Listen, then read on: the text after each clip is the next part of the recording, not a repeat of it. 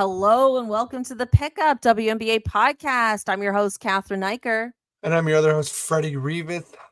Woo-wee! What's up, everybody? How you doing? You messed up on your own name.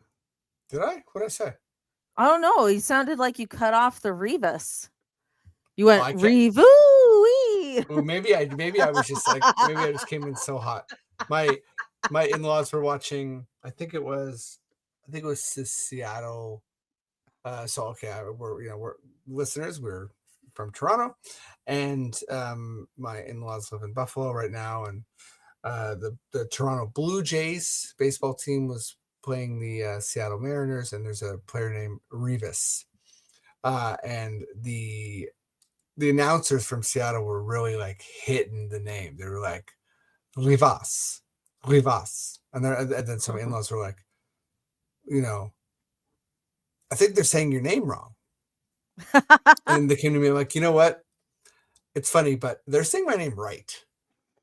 But we've all been saying it wrong. Yeah, exactly. It's like an Anglo thing to say Rivas, like Reevis. Right. But it's a Latino thing to say Rivas. Okay. I can't roll my R's. Yeah. Fair enough. That's an issue.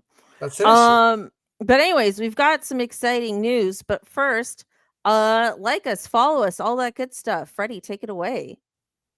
Yeah, at the Pickup WNBA Podcast on YouTube and Insta. Those are the big follow spaces. That's where we put most of our content. So hit us up there, and we'll let you know some more fun stuff about how to help us later in the pod. But I think we got to jump right into our topic, our big juicy topic.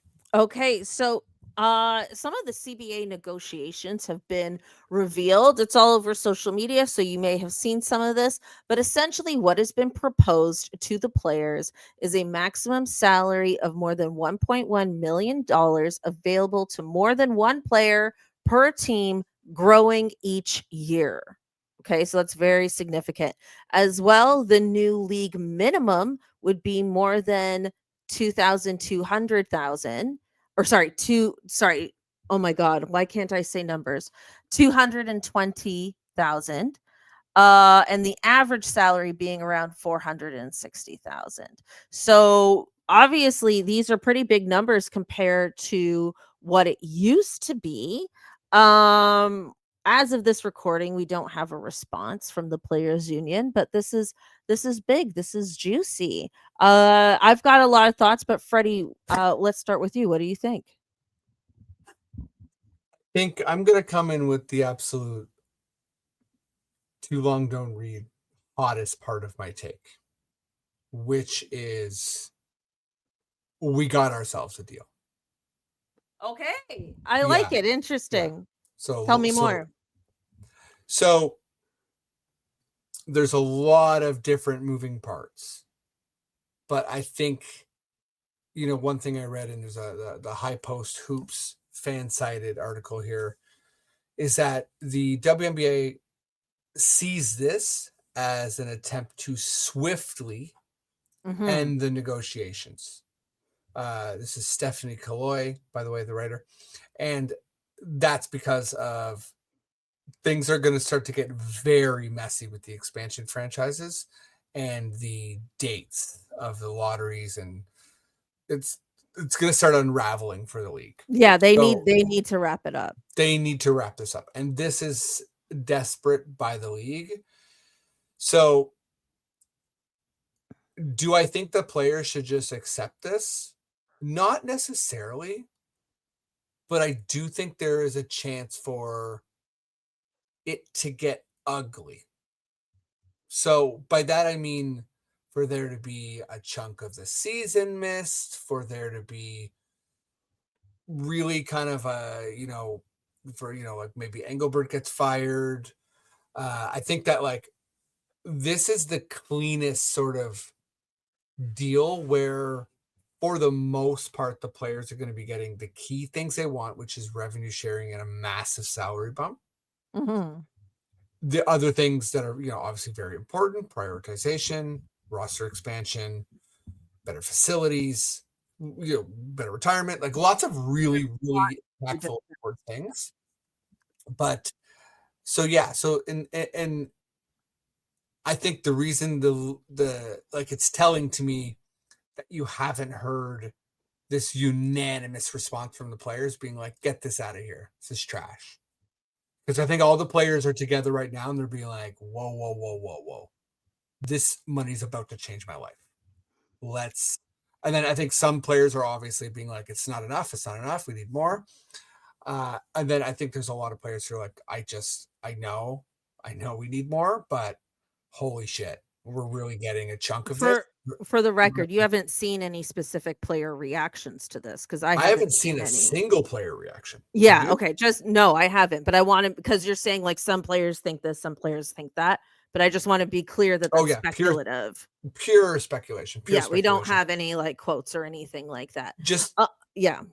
In the past, we've seen the WNBA come out with certain offers, and players are pretty quick to like pop on a podcast, tweet something, and just be like, "Get this out of my face." This is bad. Like whatever, and then just kind of trash this. So I think that the players union is really considering this, or they feel like this deal's really close.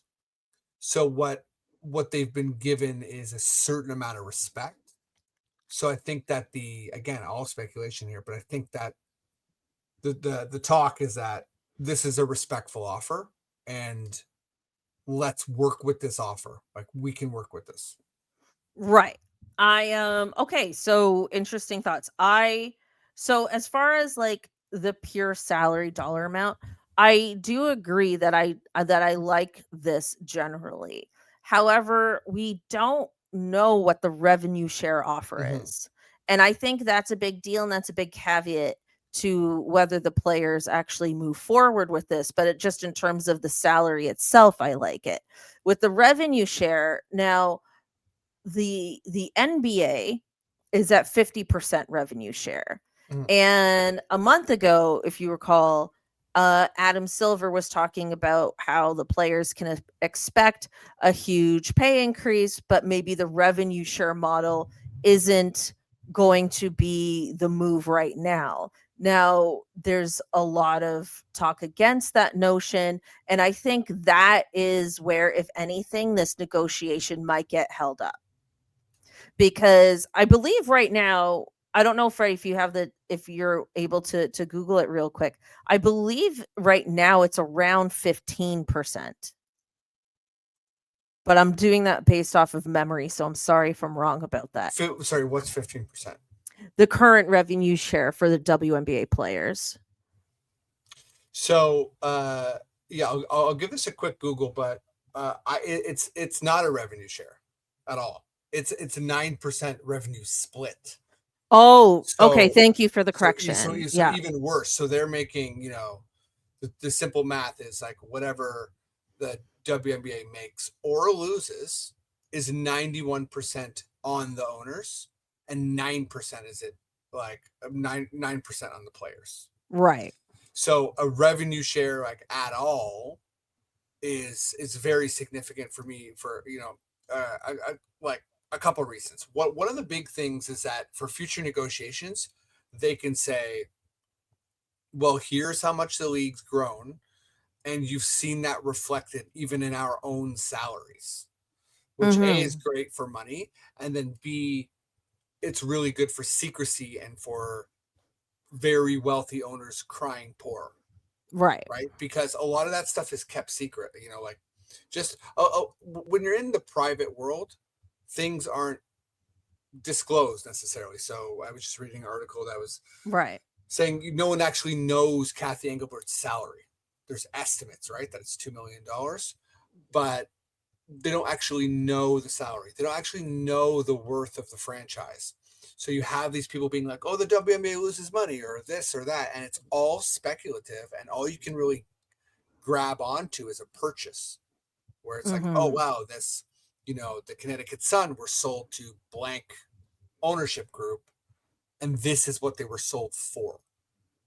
Right. Or, for instance, like the Tempo were just purchased, right, by the Kilmer Group, right? For I think it was $115 million. Right. Or close to that, maybe a bit more. But yeah, so I think that is like, okay, wow, you can tell that they're worth that. So that to me really kind of indicates the players being brought in as investors, which is very different than just employees. Right. And I think that's where I feel like that's the next phase of this negotiation, I feel. Yeah, So like it's what like, level of yeah, investor? to what level? And I think like, so the salary part. So by the way, we did a poll on our Instagram. So thank you everyone who participated in the poll. I kind of did it like Goldilocks and the Three Bears. Is it too hot, too cold, or just right? Love a So Goldilocks. so 54% said it was too low. It could be more. And then the 46% was like it's just right. So kind of almost a completely even split there, but nobody said it was too much. No one was like it's too much. Not our Nobody, listeners. not our listeners, baby. None of us did that. Yes. Well, I do think that there's pressure here on the WNBA. And this tells me beyond what the actual offer is, that their money is real and the money's there and they could be offering more.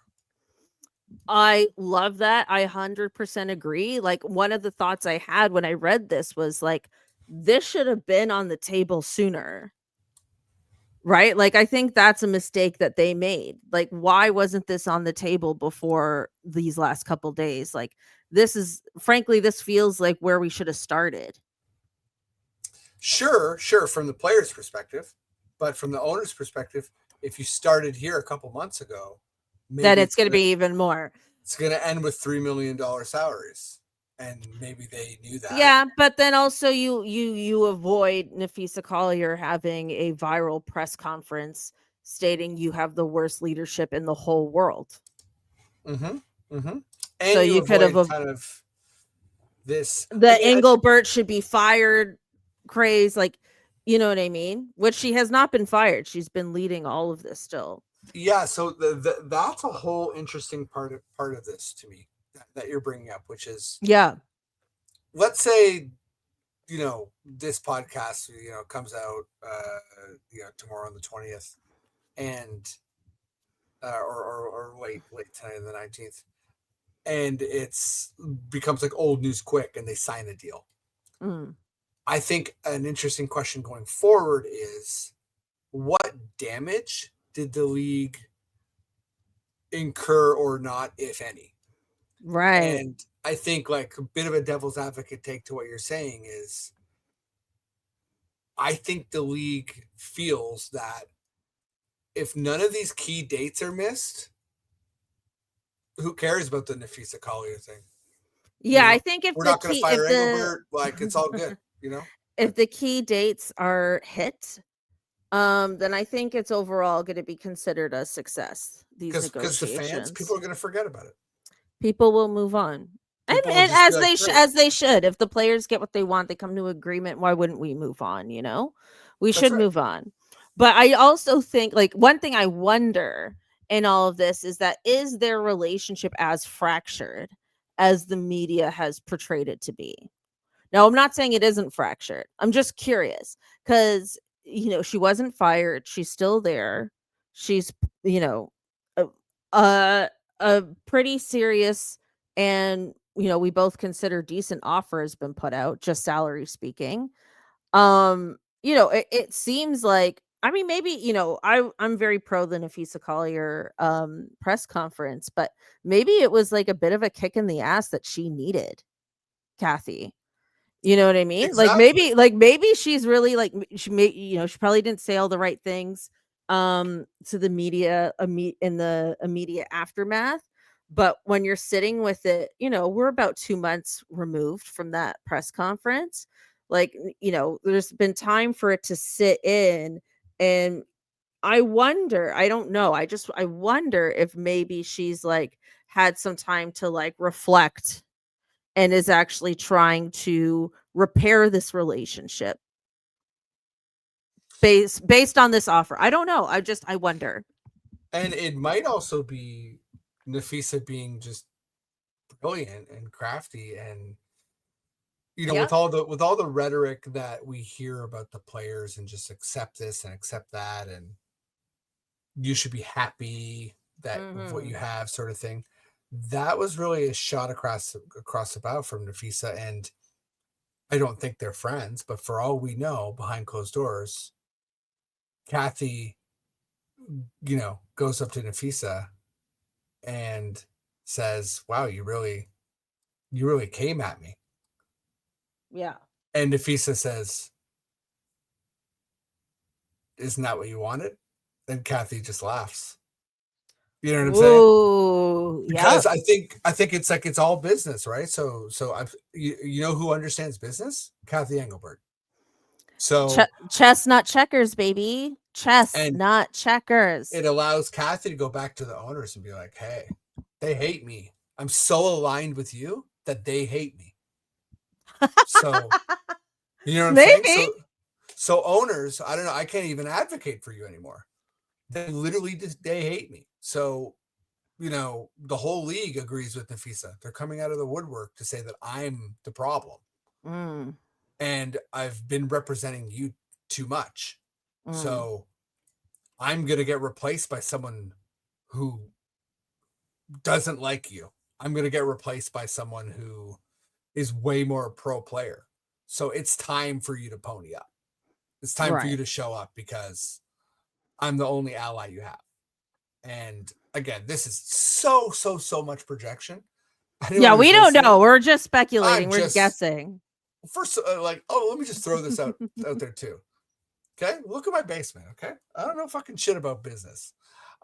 Stop. You own a house. You own a house. Yeah, in an expensive city. That's true.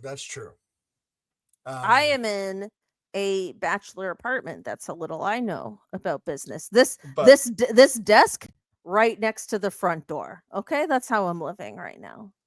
But that's the only way I can fit a desk in this apartment.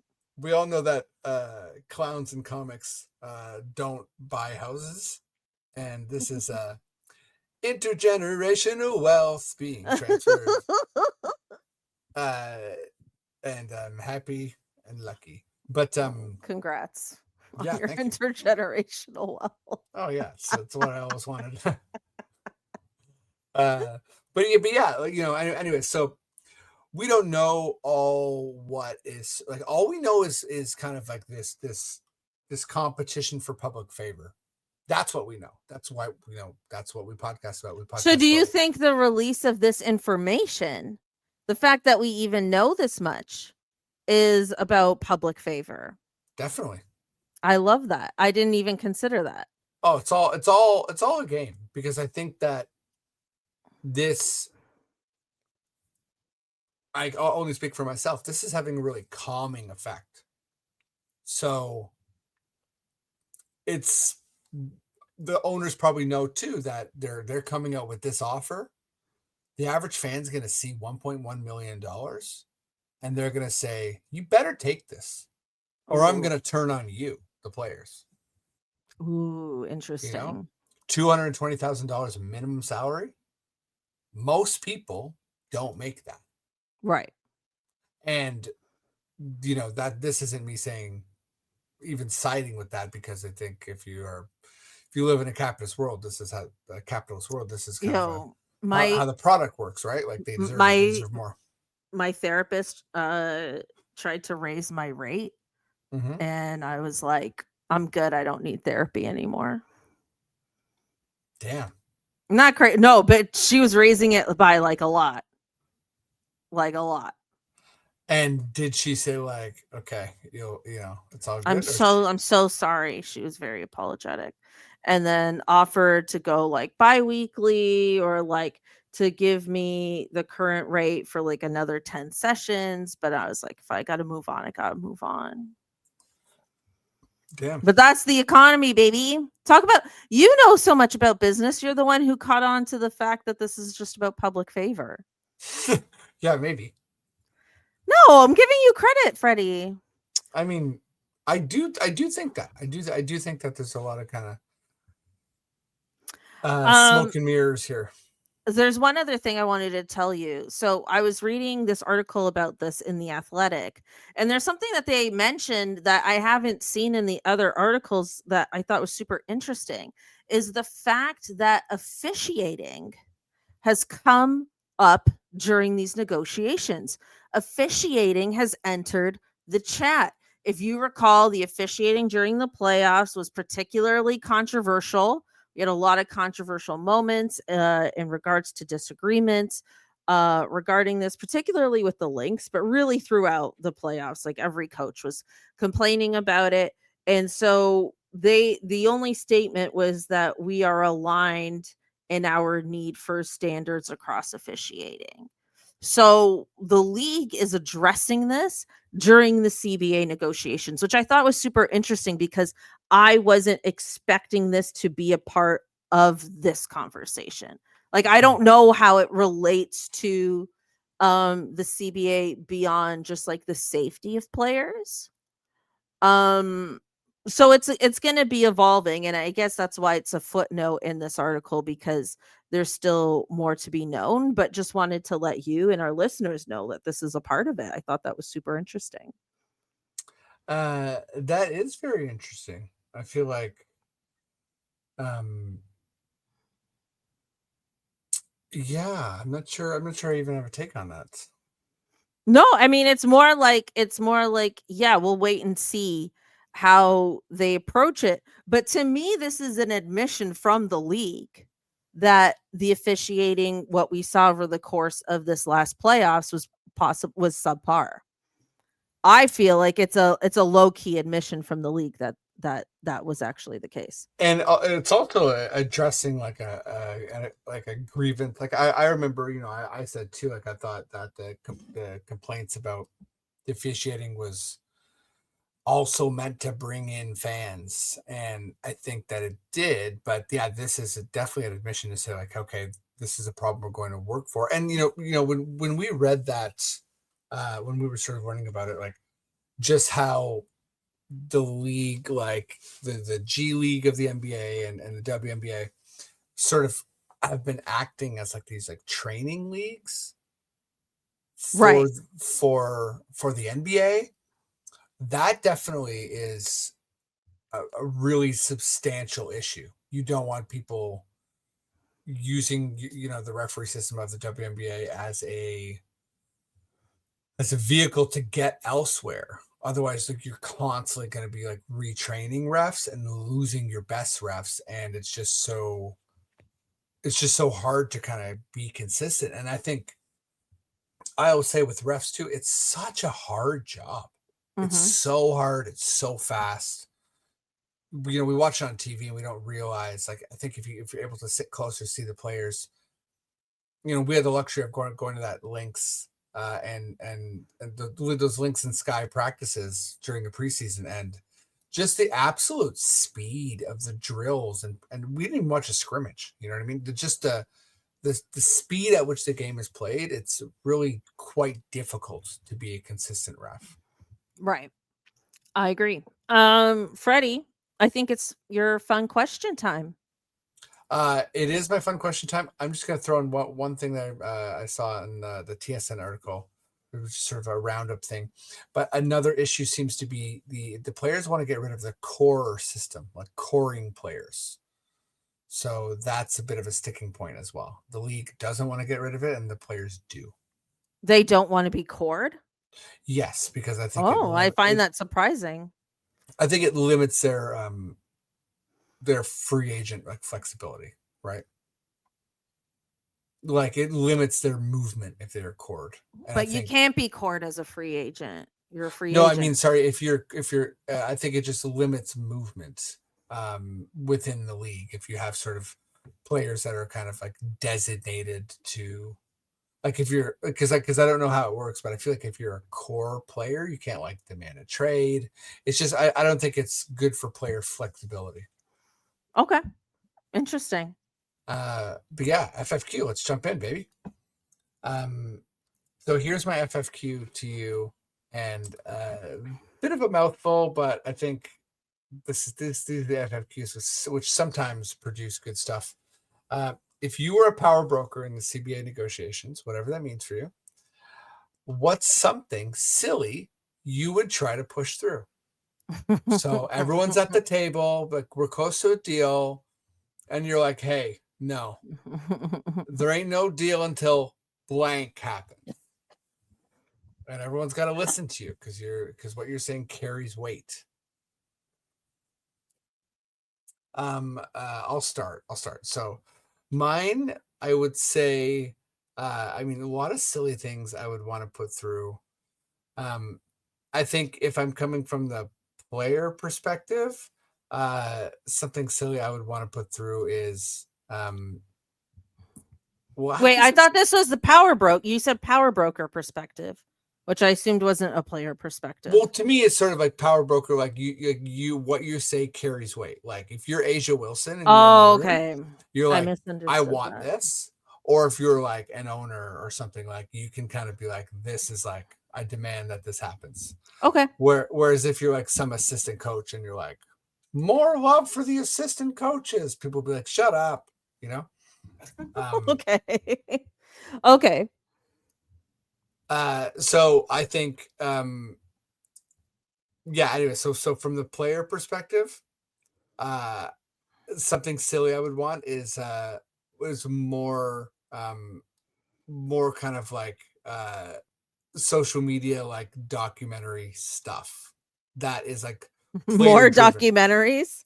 Well, okay, I love documentaries, but I think we see a lot of like podcasts with players, and we see a lot of Sophie Cunningham, Candace Parker. I think that there would be like, I would want to push through some sort of like comedy podcast, straight up, like a WNBA comedy podcast, essentially what we do with the players. Okay. But like you're gonna force the players into podcasting? Mandated. And that's coming from the player's perspective. Yeah, exactly. So it's like like every game, anyone can start a podcast. They could just start a podcast. They could, but if they're forced to, we'll get some good stuff. Okay. That's fun. I thought of something from the league's perspective. You used the word silly, and then I was thinking about it, and then I went straight to stupid. Great. And I thought, what if every player in the league has to be able to pull off a solid impression? Oh, that's good. So like Asia Wilson, give us your best De Niro. You know what I mean? Like whatever it is, just at least one impression. Every player has to perfect one impression. I like that. That's good shit. What about, okay, if you're one of the big owners. That's good shit. That's good shit. Let's go. It's FFQ time, baby. Okay.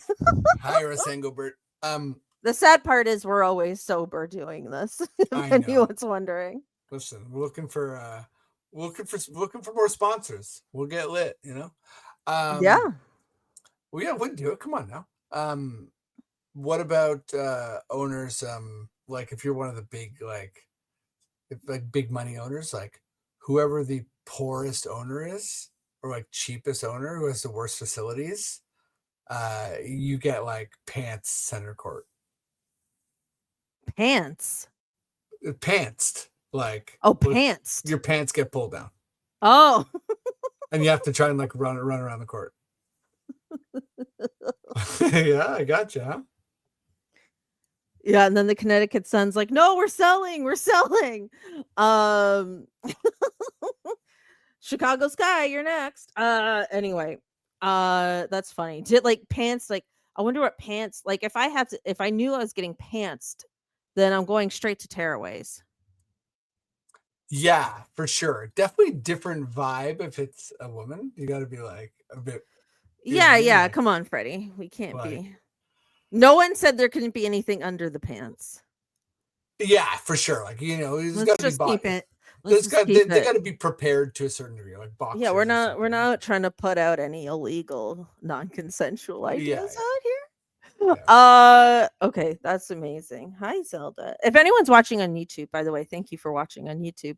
I've had my dog on my lap this whole time because she's got a bit of a cold, and she refuses to sit on the back of my chair, which is how I've been able to record this for the last several months without her barking. And now she's too big, and I have to get a new chair. If anyone has office chair recommendations, I'm very serious. I'm desperate for a new office chair to do this pod. Let me know. Hit me up with your recommends. Something that could fit me and the dog. Please help Cathryn. She needs a better chair, everybody.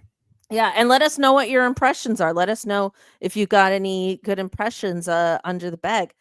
We have our listener Bryce. Shout out to Bryce, who's our Jason Momoa lookalike. Oh yeah. I wonder if he's got a Momoa impression. I hope so. I hope so too. And by the way, we've seen a picture of Bryce. He ain't lying. Like we legit. During our live, that was really fun. During the playoffs, that was really fun. Anyways, okay, let's wrap it up there. Thank you everyone so much for listening and tuning in. Appreciate you so much. Please remember to like, subscribe, and if you have the chance, if you've got a minute, leave us a positive review. We're trying to get those reviews up, play the algorithm game a bit. You know, we know it's off season, right? But this is the time where we kind of like reflect and think about how to grow the show. So Apple, Spotify, you know, and also we're in. We got a lot of listeners from all over, so it's like different algorithms per place. So per territory. Yeah, so for our American listeners, we need you because it's American Apple's big deal. So you know, any love you can give us would be super appreciated. Yeah. Well, thank you again, and juicy times, baby. Juicy times, baby. Catch you next time. Bye. See everybody.